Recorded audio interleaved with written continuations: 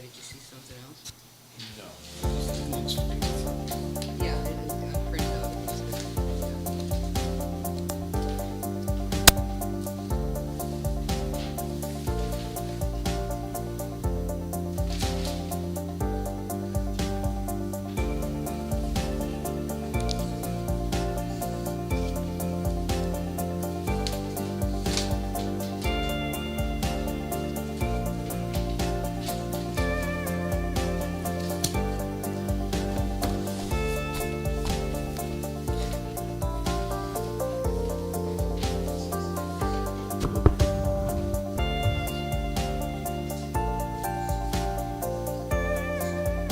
Okay, are we ready to get started here?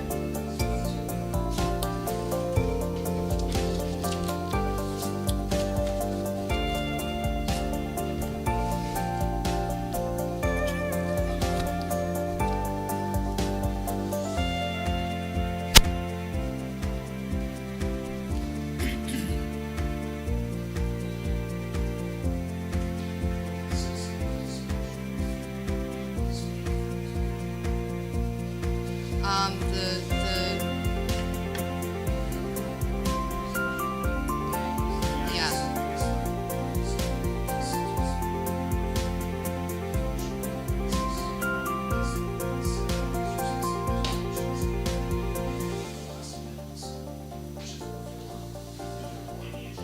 yeah.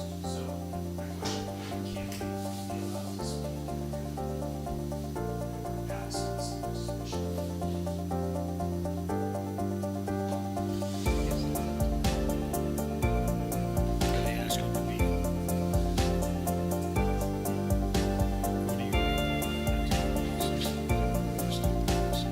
Do you want to read what, I guess,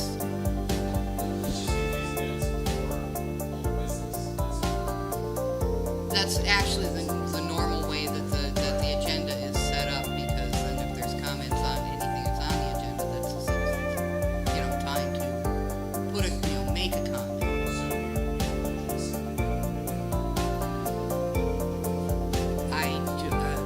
I guess it's up to the board to decide at the end of the meeting. I mean, that's why the citizen participation is on the agenda in a specific spot. If people want to participate in the conversation at any time other than during citizens participation, it would be up to the board to decide whether or not we would, let someone speak. It helps maintain.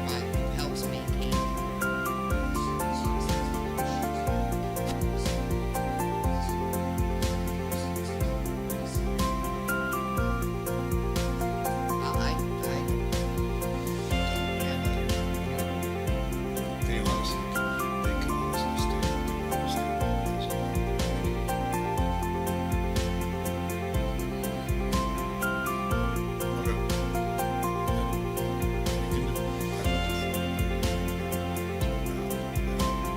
Would that work?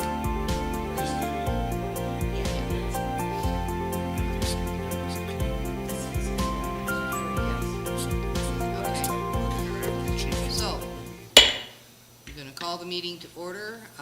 It is now 4:03. The regular meeting of the Central Oregon Coast Fire and Rescue District for March 20th. And we'll call the meeting, we did call the meeting to order. The meeting is being streamed live on Central Coast YouTube channel, and if anyone has public comments or questions, they can comment on the live stream, and the questions will be relayed to the board members and answered at the end of the meeting. And that is specifically just for the online, if there were any comments on it. So, we have the roll call. Rick Booth, Here. Rita Eckerman, Here John McCullough, Here. Greg Dunn, is absent. Yeah, excuse me. Quorum is present. Okay, let's have the Pledge of Allegiance. I pledge allegiance to the flag of the United States of America and to the republic for which it stands, one nation, under God, indivisible, with liberty and justice for all.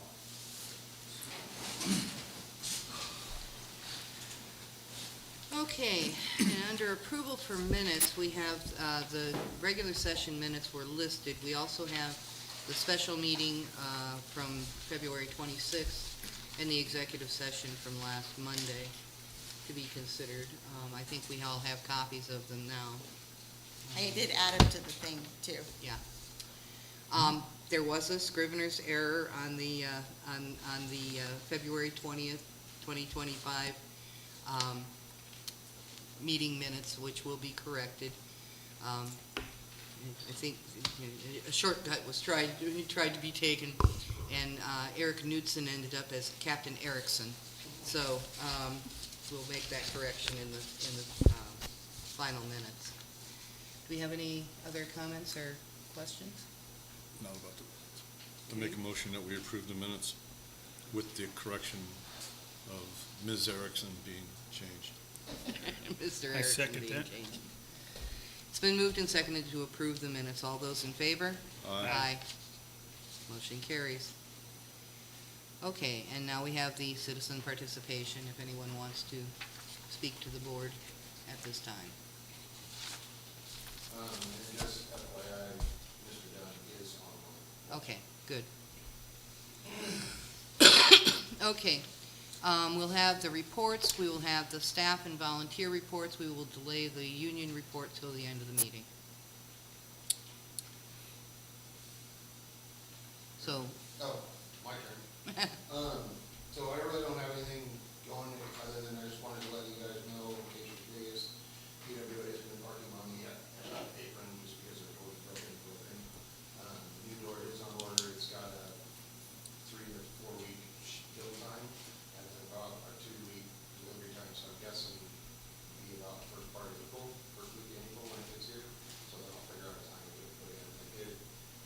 Chief actually talked to PWA. It sounds like they're going to help cover half the cost of that door. And then I'm going to talk to them about maybe procedure changes as far as how often the door gets used. And they really got to like there's season outside, park outside, just not keep that door open and frozen all the time. right, So, okay, you're yourself on track. It is going to be a black door. It's going to go, kind of went ahead and ordered, this looks just like the one in Tidewater. To hopefully, as we move forward in life, that, all the doors will be eventually be changed all the same. So, start making one of those and see what form I can do to get it, so. okay.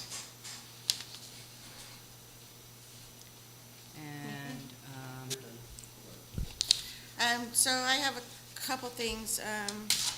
One is, just quickly, I don't know if any of you know that last April, the DOJ issued its final ruling revising regulations implementing Title II of the ADA. I've been going through meetings with our website people on ADA compliance, which affects all of our PDFs, which is how all of our documents go on our website. I'm working with them to make sure that things ones that are not ADA compliant either get archived to where we can still provide them to people, but it just shows on our website that it may not be compliant, which we have to legally do. As I get some more information, it's not final for us to be in compliance until June of 2027, so I have time. But it will possibly, and I'll get together with Jan, because it will possibly just change the layout of the way the minutes are done. So that when I convert them to PDF, it's converting them correctly and stuff like that. Right now, our website is still scanning all of our PDFs that are on there because there's, quite honestly, years worth of minutes and budgets and everything. So it's about halfway through, and it's been doing it for a week. So and it's this a is lot. to make sure that the So this is- documents are OCR so that they can be Yeah. read by a, It's basically, it's so that we are compliant with the WCAG 2.0 AA standards. The rest of the website, it remains the same. The only thing that it's really affecting is PDFs. on the website. All the pictures are good. I've already double-checked those, as long as I have captions or, the alternate text with those, which they do automatically when I upload them. It'll add them. Those are all good, so it's just going to affect the PDFs on our website. I will probably be archiving quite a few of them. The recommendation is 2 years' worth and archive the rest. If it gets to towards the middle or end of this year, we can archive everything up to the beginning of this year and still be fine.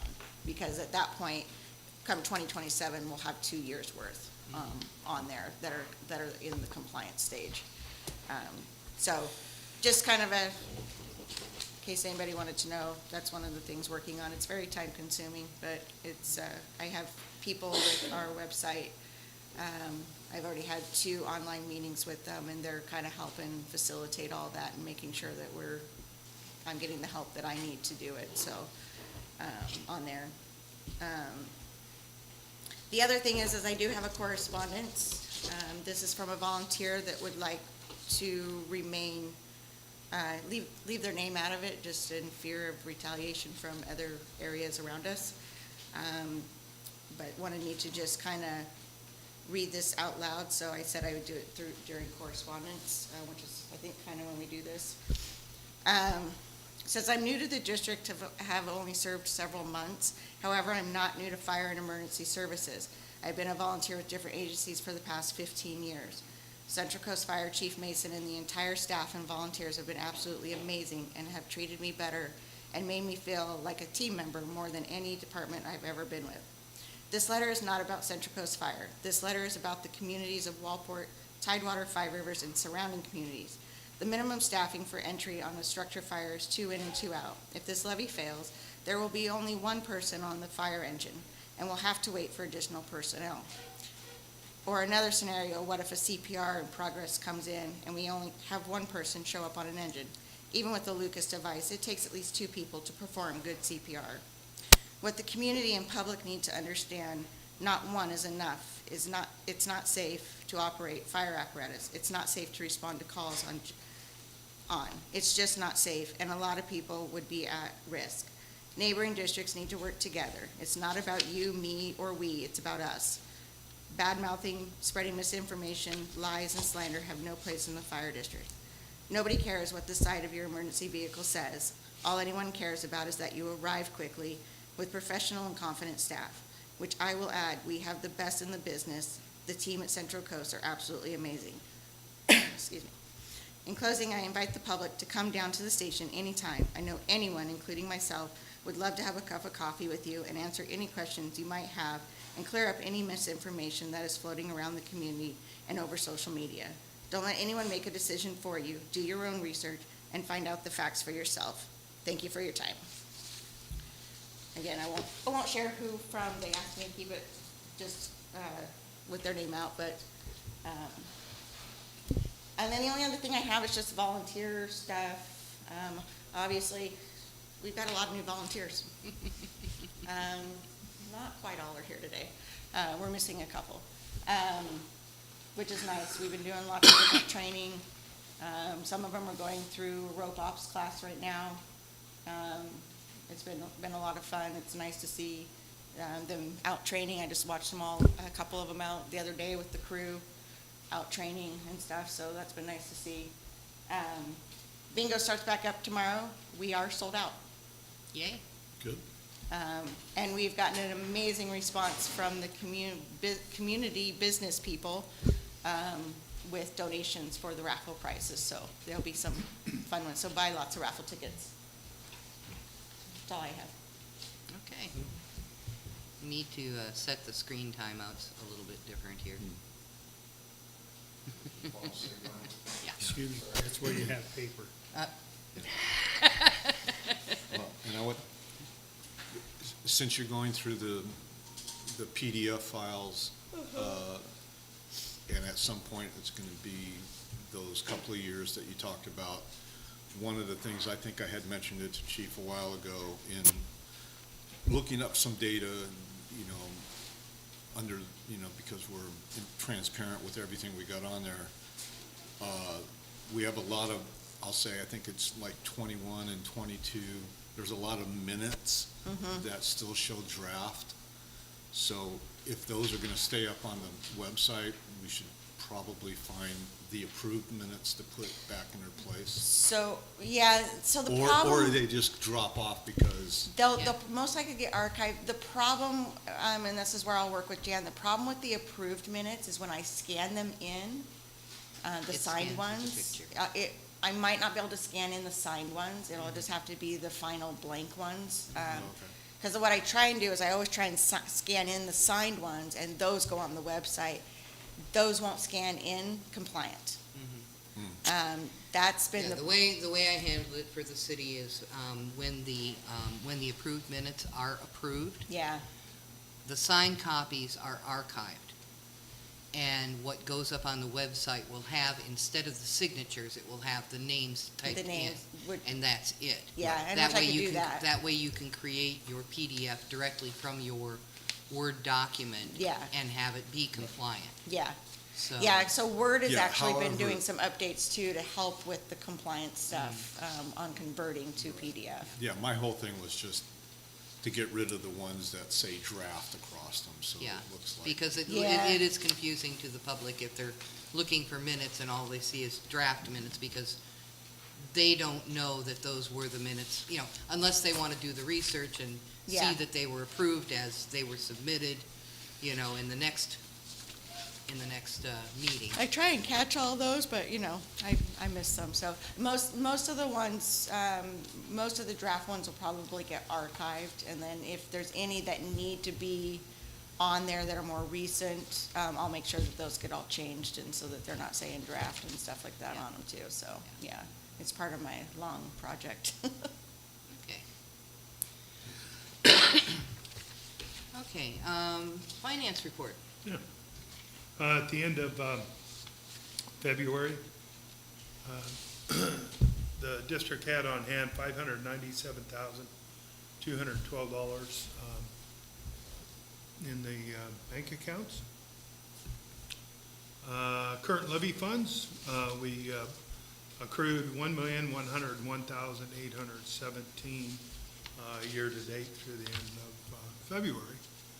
And so we just received a deposit of roughly $32,800 for the second installment of the levy funds, big installment. Prior levy funds, $18,962, and that actually had some backdated into the 1980s. I mean, I'm not sure why, I didn't try to figure it out, but just a few cents here and there. It's Yeah. kind of interesting to see, though. I've never seen them go that far back. Conflagration, $67,793 we received to date, and legal fees, $328, no change there. We just got the communication fees, dispatch fees. We got a $52,900 credit on account, backdated to 2022, I believe. Jamie would know more about it than I do. They did an audit, we've been overcharged for the past 2 years. So they're reimbursing us the overcharge. So is that going as a direct reimbursement or as a carryover credit? Responded back to them after talking with you guys and Mhm. said that we would just like them to credit our account every time a payment comes up until it's paid full. And they haven't responded back to me yet, so I'm assuming that that's what's gonna happen, but I haven't talked to any of you guys, and yes, Yeah. so, when we get the next bill, it comes in as $0. Yeah. That way of confirming that they're That's how they're handling it. Well, Yeah. the bill that we just got that Brett's talking about has the credit on there of like 50-some thousand, yeah. and they're gonna Well, it's less costly than, having to write a check. So, well, I'm glad they caught it. Yeah. Okay, and, Has everybody had a chance to review the bills? Do you have any questions about the finance report? No, a motion to accept the finance Can I get report. There wasn't a check. No, there wasn't a check for, No, for okay. Mr. There wasn't one for Good, and I'm making a motion that we pay the bills and approve the financial report as read. Okay, And I second that. it's been moved and seconded to approve the bills and accept the financial report. All those in favor? Aye. Aye. Motion carries. Do we have anything under old business? Okay. Under new business, we have actions, if any, from the 3/18/2025 executive session. We had asked Chief Mason to come up with a scenario that would allow us to continue operating if the upcoming levy does not pass. And he provided us with a proposal for, to come up with the amount that we needed to, yeah. Okay. To come up with the amount that we needed to save if we do not pass the levy. And so he came in with a proposal that would reduce expenditures. We discussed his proposal, and in the executive session, came up with a counter proposal that will accomplish basically the same thing.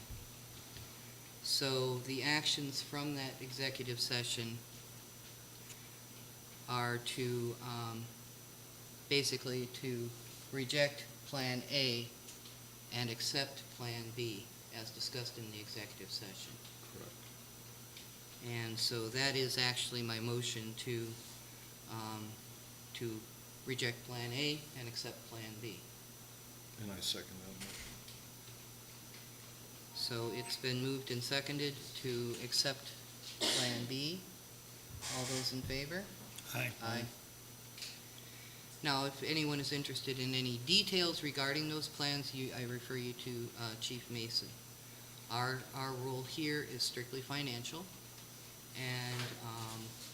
and I also want to stress that this is not a scare tactic designed to force people into voting for the levy. It is our due diligence to ensure that we can continue to operate if the levy doesn't pass. So it's not a threat, it is our duty.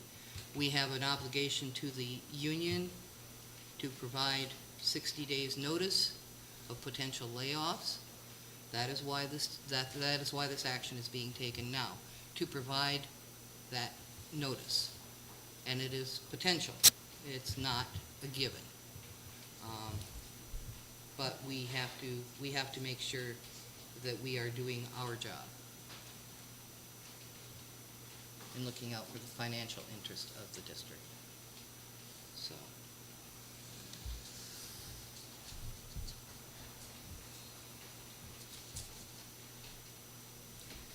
The second item under new business is the audit proposals. And we were provided with 3 proposals, 2 of which were a lot more expensive. And I think that everyone's had a chance to review those. I haven't. Okay.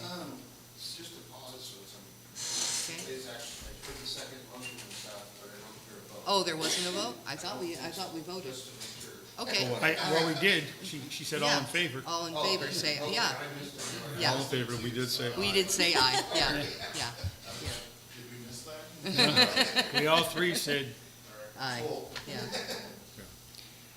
Now, Okay. I actually went through the 3 audits, and Do you want some information on why there's so much now? It So- would be. I have a well, better okay. question. I Why mean, is one half as much as the other two? Exactly.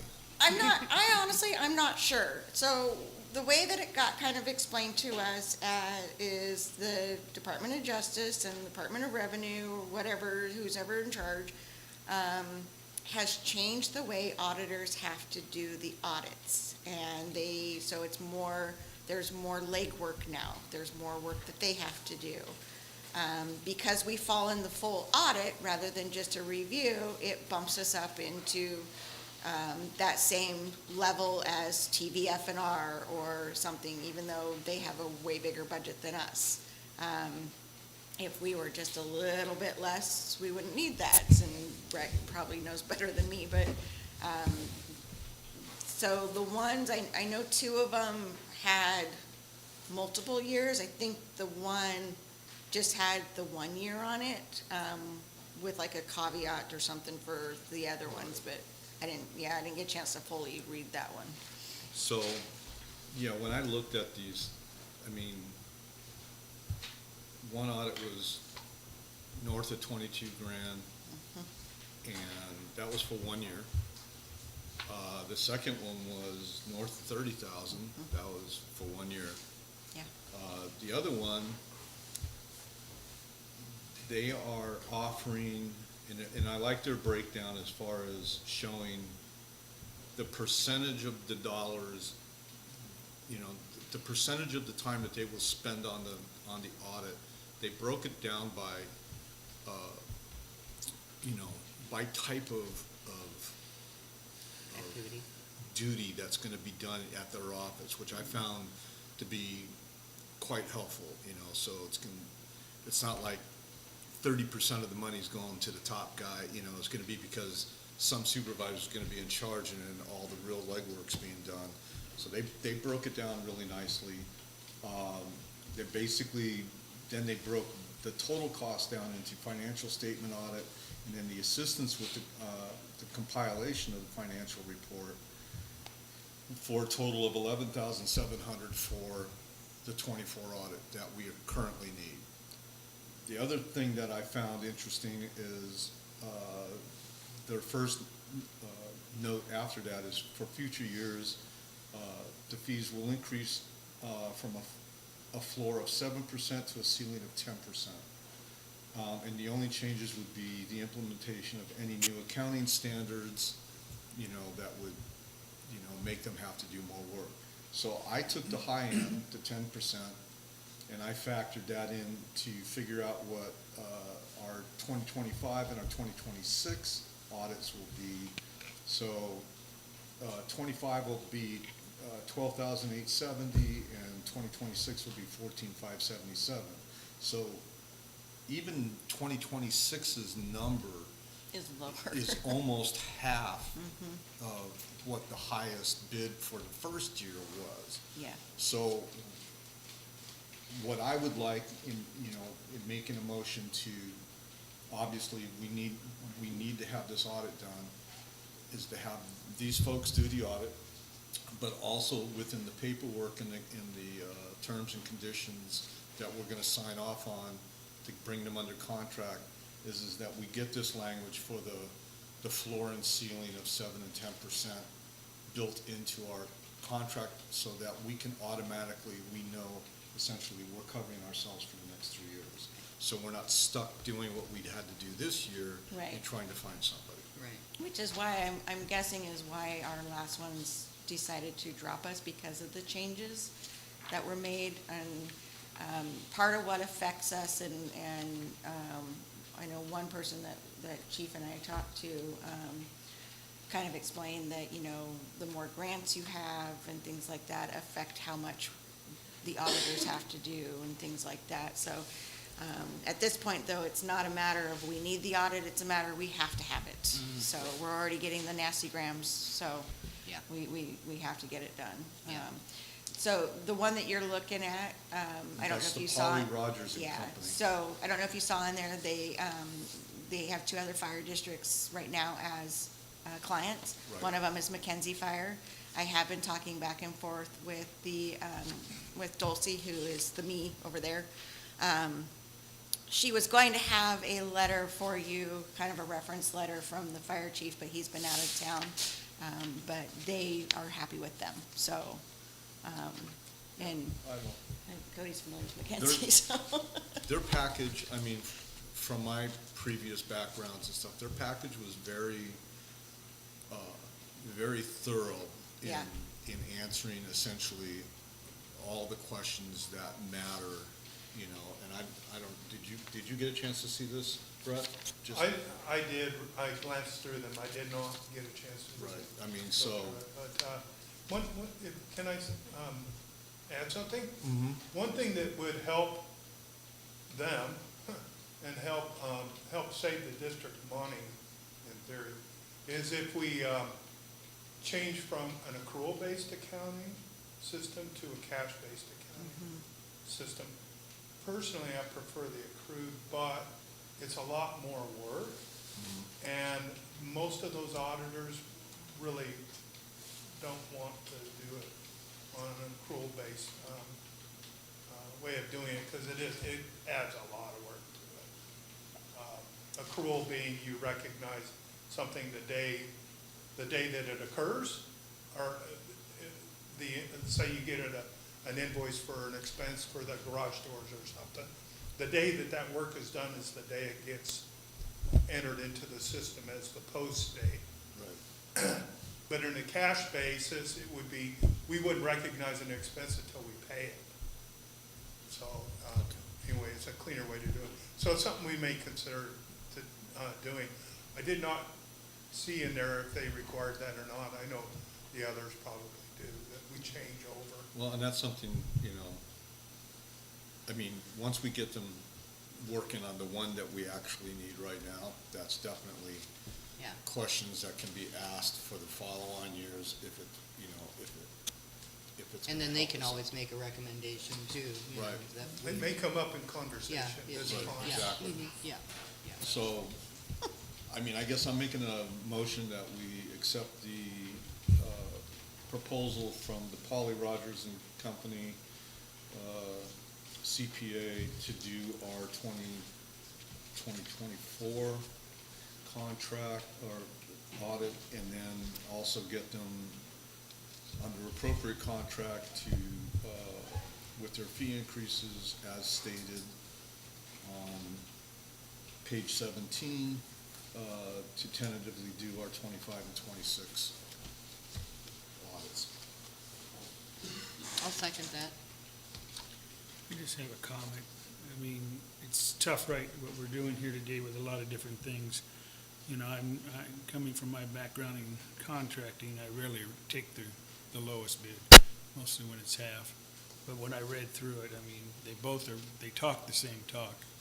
And I think 1 year will decide what we'll do for the future. Yeah. If you get that clause in there, that would be Yeah. great.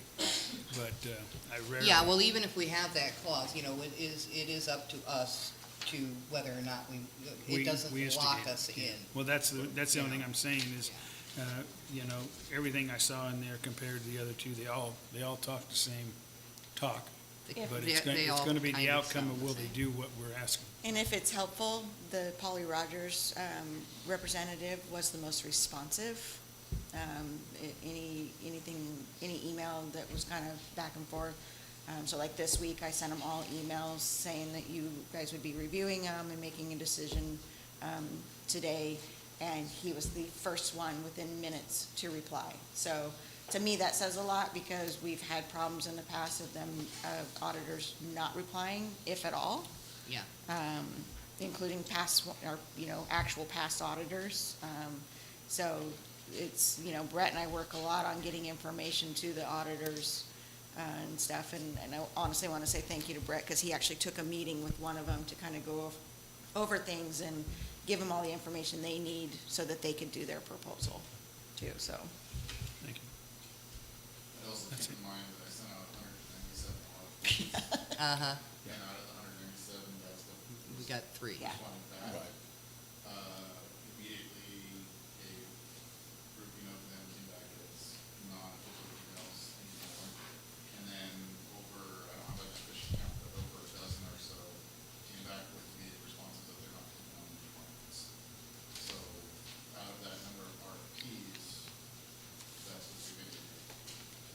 getting harder and harder. It really is.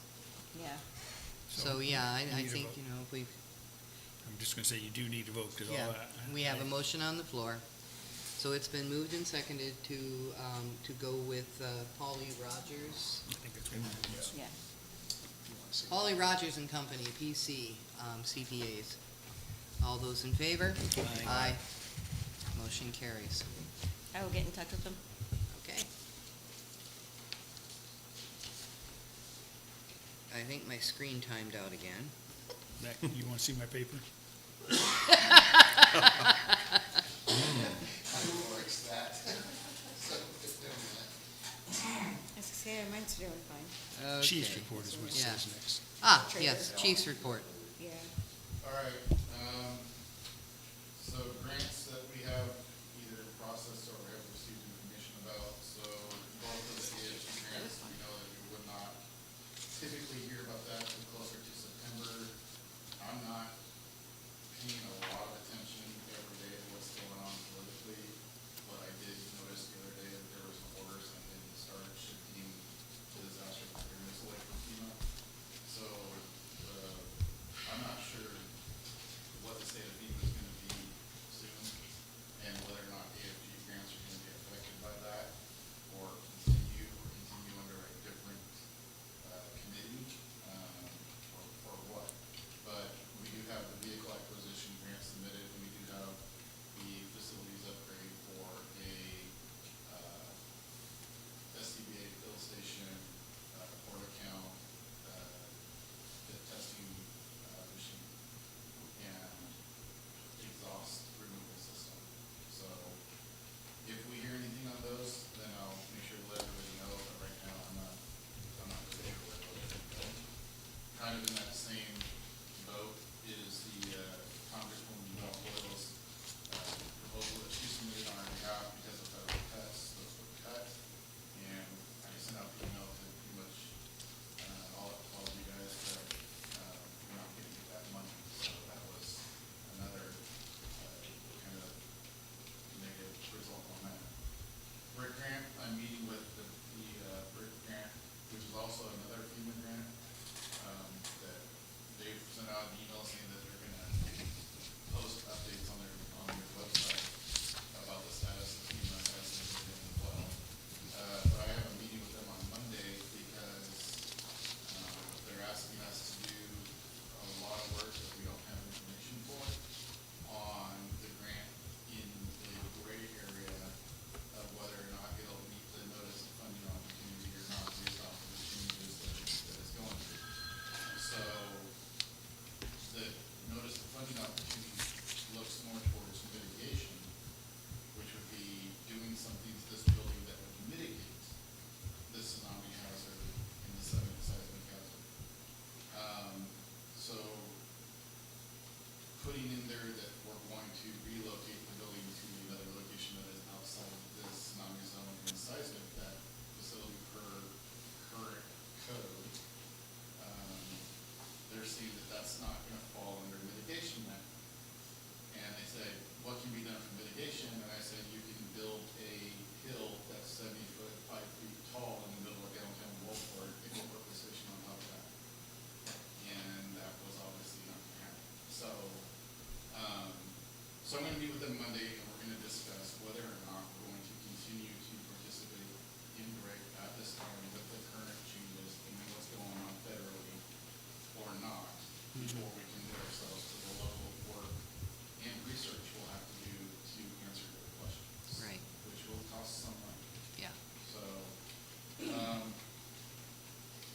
our ODFF grant, we were able to clear up the confusion between the 2023 request and the 2024, and they paid us the, rest of the amount that was due for 2024.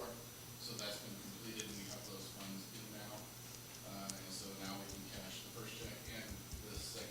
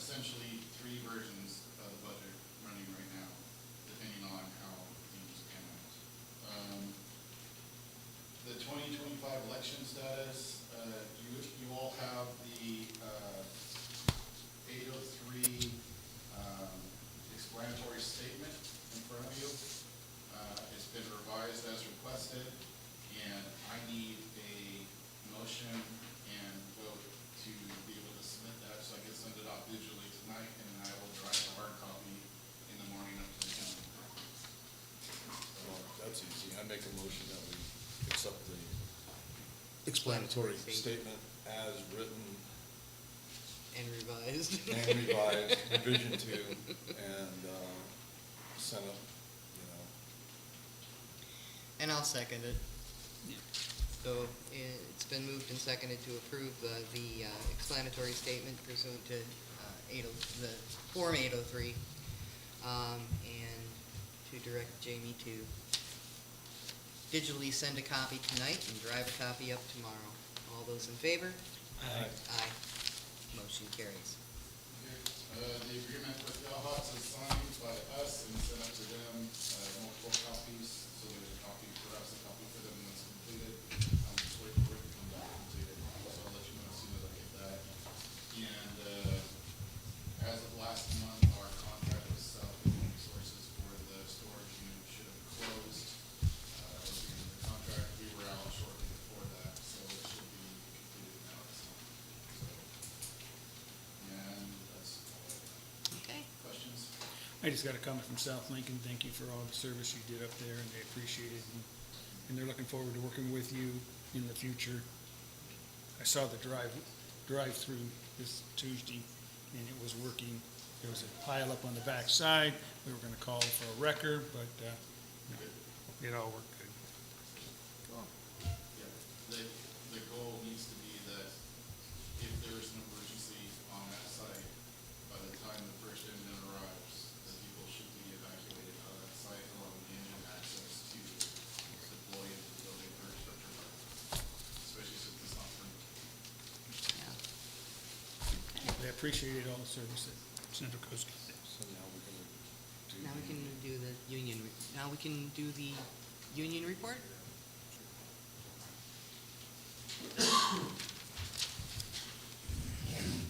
All right, I have a couple things. First, I'd like to just say, you know, it's been nice working with everybody here. We're all excited to be here daily. It's great to have all the volunteers we have and all the union members, and we all work very well together. A couple weeks ago, we did a Swiftwater class. Union members, non-union members, some Yahats people came with us. A week after we completed that class, we had 2 water rescues that week. So the class paid off. We were able to get out on the water and pull some people out. So that part makes me happy. And we're going to continue to improve on the program we have, and it's real exciting. The other thing I have is, Chief, I just kind of want to say, can you please tell everyone why we're in this financial situation we are in today? Yeah, essentially, 3 years ago, 3.5 years ago, no, let me start even further back than that. In the 2021 year, we elected not to up our levy, only to renew it at the current rate due to the COVID-19 pandemic. We felt the financial hardship on the community was too much to up the limit at that time. So we took on a plan to essentially, for lack of a better term, tighten our belt and try to survive off of our reserve funds until the next opportunity to renew the levy.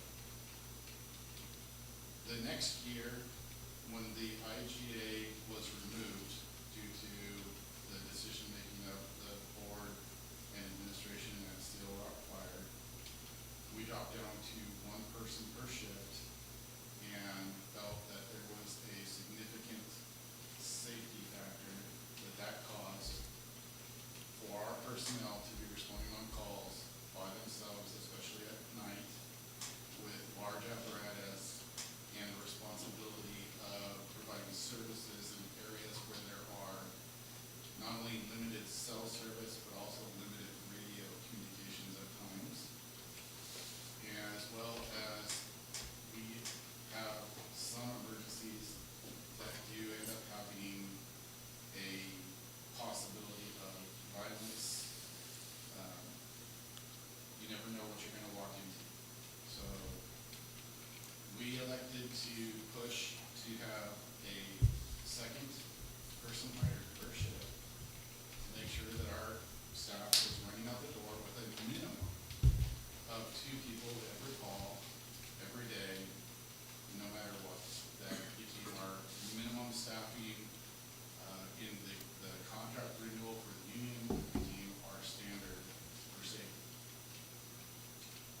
our staffing to two, we knew was going to stress the budget. If we did not make it to the next levy renewal, we knew we would run short. It was a risk versus benefit decision that we made at the time. I made comment that this was a possibility, and I accepted just as well as everybody else the risk for safety. Due to multiple factors, not just counting inflation, but unexpected expenses, overtime for sickness or injuries that went beyond our overtime budget, Increasing insurance costs. yeah, increases in not only insurance, but really multiple areas of the budget. Fuel, obviously our dispatching services were elevated, but now we know why, so that's corrected thankfully. Long story short, that risk versus benefit, we are going to run short. So I sought out to get financing. However, because of running short, I cannot prove to the bank that there will be the cash flow that their underwriters need to be able to provide us with financing. So that led me with only one other option to prepare for should the levy fail, and that is to reduce our staffing until we were able to reach a point that would be sustainable if the levy did not pass. So that is why we are where we are now. If the levy passes, I will have the evidence to justify to the bank and the underwriters that we do have the cash flow coming in, and we will be able to either get a bridge loan to get to November like we had, or go after the loan that we sought out so we can start fixing the facility. If the levy passes, then that will be my primary focus immediately after the results, in order to remove any loss of personnel. If the levy does not pass, then we have to reduce the costs, and we will lose 4 positions total amongst administration and operations. Thank you. And we all know that this wasn't an easy decision for Chief to make. It wasn't an easy decision for the board to make. But where we're at now is we need to get this passed. And we need the help from the community. We're the union, the volunteers, and anybody that we can get to come help us pass this would be greatly appreciated. This community needs us. They need to have the 2 firefighters on the engine. Whether it's, 2 union guys or a union guy and a volunteer, doesn't matter. We need to keep 2 people on the engine. And we're gonna do our best, and I hope that the community sees it, that we are going to continue to provide the level of service that we have now and in the future. Can you, before you leave, just because it just says public speaker on the camera, say who you are and what you do? My name's Charlie Stay. I'm an engineer on B shift. So Everyone knows who you are. I'd like to address the firefighters in whole, because I see you guys as a whole group, it's not about whether you are making a living doing this every single day, or you are making a living otherwise, and then you are taking what little free time that you have and you are donating it to the district, and I appreciate that. And I was part of the, from the district side, I was part of the negotiating team for the latest contract that's in place. My background, to me, it's just unfathomable that we live in a community and an area that on any given day you will see advocacy for living wages, for, housing, for, being able to work a singular job and live a whole life. And the fact that the pushback that has happened so far, due to a lot of misinformation that is being put out there,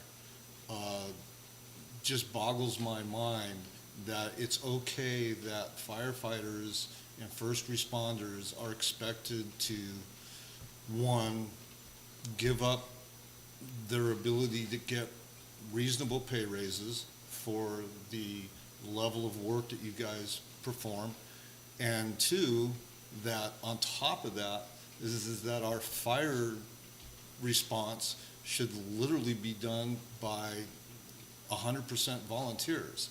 That just doesn't, that doesn't sit well with me. It will never sit well with me.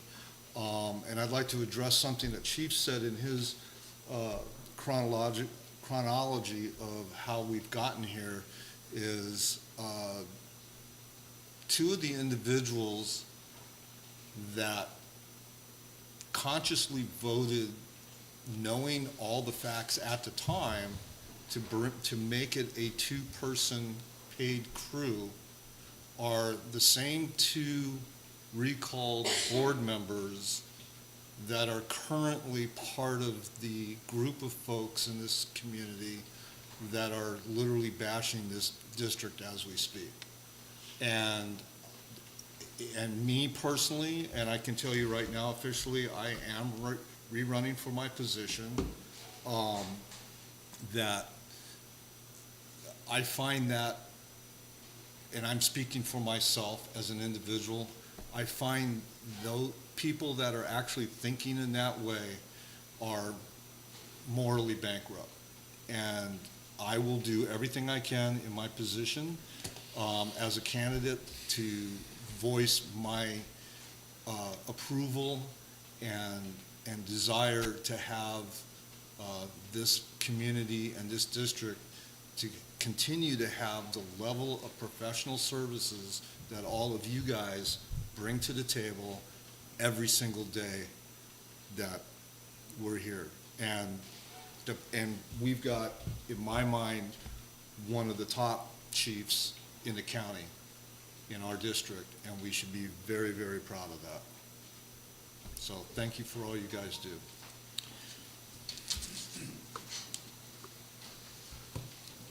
Cody Johnson, Captain B Shift, and Local 4619. So I'm going to kind of piggyback off of all of this, and this is directed to the community as well as the board members. But again, with the politics and fake news and all this other stuff, people with grudges, someone recently posted on Facebook, like, we must not like it either. We must be over it. We are over it. I mean, collectively, we can't stand all of the stuff that is all over Facebook, and it seems like there's nothing we can do to get past it. We go from one hot topic conversation to the next, and it's not one individual, it's not two individuals, there's more out there. And, part of what I see is the problem is, like with any relationship, communication. So I would like to see, and the union would like to see, and maybe not, I can't speak for the whole union, but certain individuals, is can we bring some of that communication back? Because obviously the hate that they have towards us isn't helping us, and people see the hate that they have and they don't know the truth, and so then they just piggyback off it, right? We see it in national news and now small town politics, and we all love the small town, which is why we're here. So, can we collectively as a board, as an agency, work to open the lines of communication again, with our neighbors to the north and to the south? I have spoke with and reached out to Commissioner Chuck to, and explained to him kind of the problems with these South County agencies. We all have seen the writing on the wall for years that we're going to have to do a merger. Like, it's got to happen. The community sees it. They see it on Facebook. So why aren't we as leaders taking that next step to make that transition happen? Because we all know it doesn't happen overnight. right? This is a long process, and we should be working towards that to better this community. I've spoken with individuals of the board about putting together a citizen advisory committee. Get the citizens involved, have them come to these meetings, and at the end of the meeting, have a Q&A. Have the open conversation. We want to be transparent, which is why this video, is live. We want people to see it. Have them talk, have them ask questions, answer questions. That's how we get the citizens informed, and that's something that you guys as board members can help facilitate, and I hope that you will. And this citizen advisory committee might help us, bridge that gap between board members that don't like board members there, here, there, wherever. It doesn't matter. If we can put together a group of individuals like-minded that want to see these districts succeed, I think we will be better off instead of waiting until one of us inevitably fails, which we know we will. The writing's been on the wall. Yachats is going to have to increase their next levy. I mean, this is a never-ending cycle, right? So let's start working towards getting ahead of it. But to the people, some people that are spreading this misinformation, I want them to know that's not fixing it.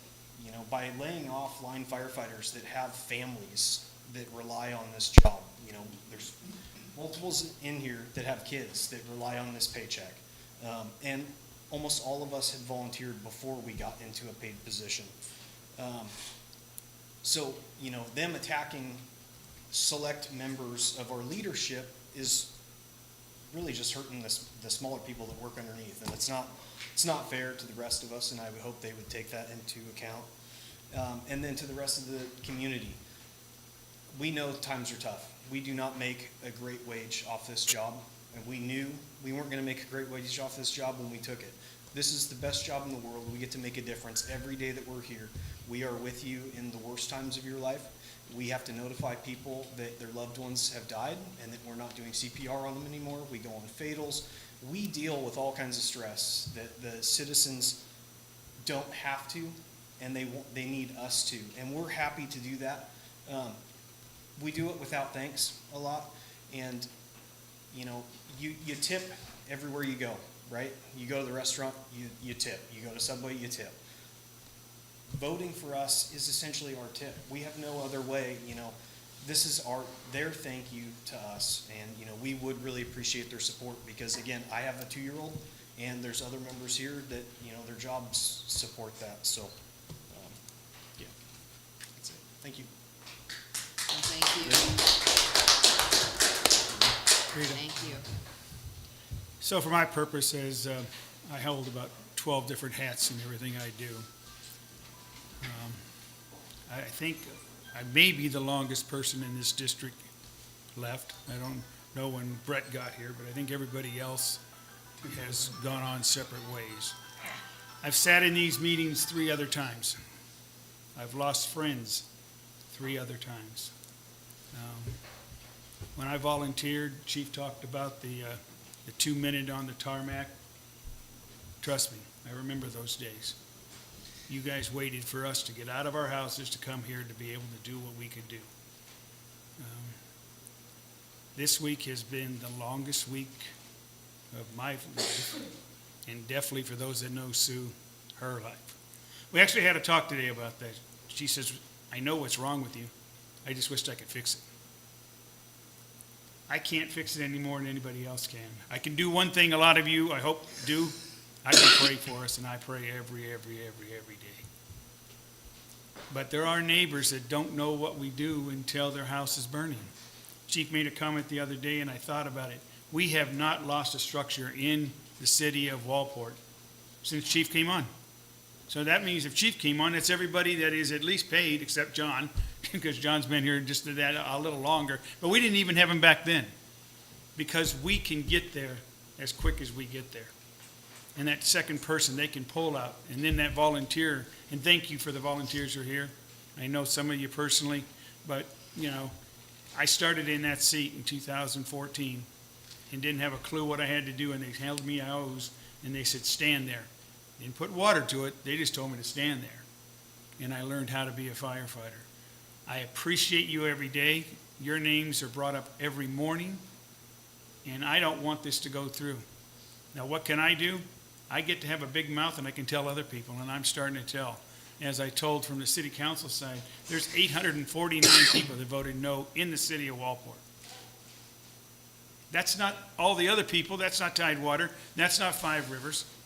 That's the people that live right here, that at least for the last 5 years haven't had a structure fire take a home. I want to know what they're voting no for. I want to know why they don't see what you do. Cody, thank you for the CAG. I sat on CAG with the sheriff, that's how I found out what the sheriff department does. They allowed me to be on that board, on that group, and I got to learn what a deputy does. We need them here, but how do we get them? We have to start doing more. But from the bottom of my heart, and for the three here, and I know Greg is on, I appreciate you. And I'm there right to the end. I mean, I don't volunteer anymore for the new volunteers. I gave that up last year just because I had one too many hats. But I have a member firefighter here that said, we don't need you to be a volunteer. We just need you to be. And I appreciate that person. He's in the room. He knows what I'm talking about. I'll continue to do what I do. I hope you will too. Thank you. And I frankly don't have anything to add because I think these guys have said it all. If you have, I don't know if it's on the agenda or not, there's a trauma, I think it says Mama. This is, she supports the COCFR.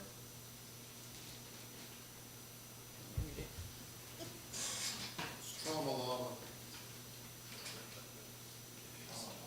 Yeah, it's a trauma mama, it's with, Trauma llama. or llama, yeah. One person isn't safe for the community or for the responders.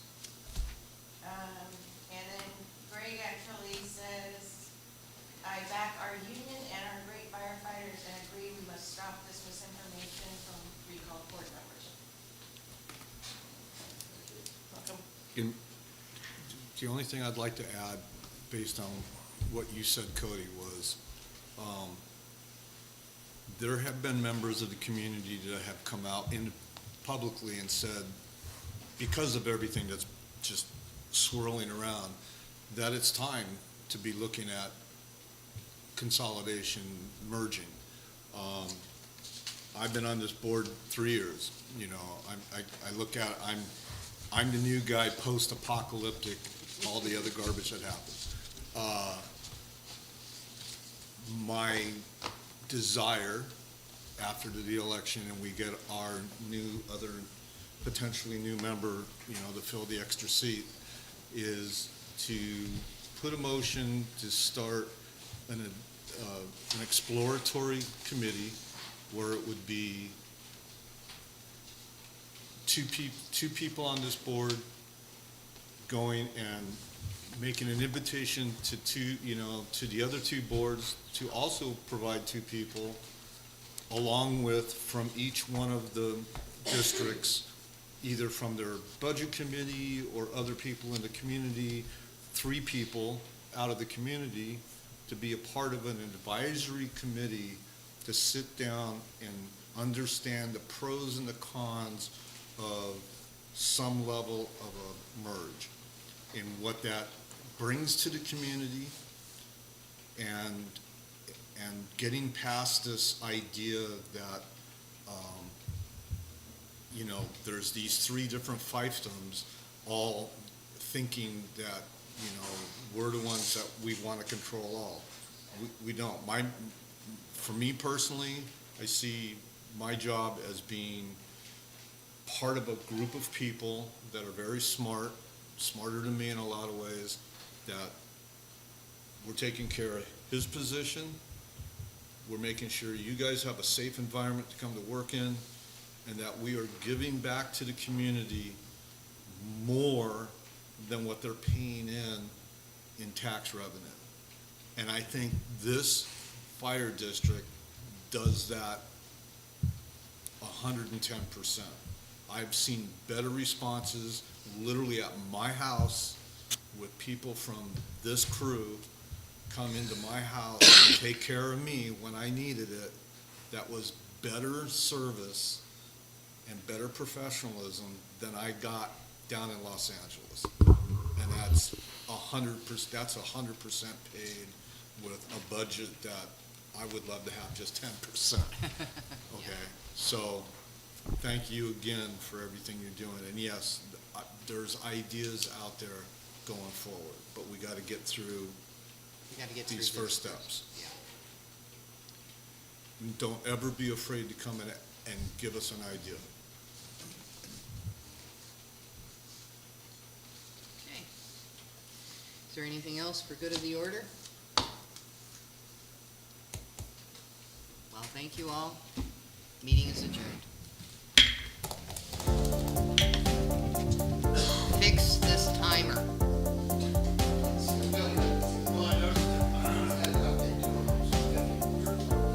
Hey, just give her mine.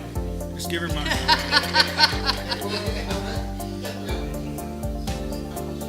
I don't need, I'll just bring paper.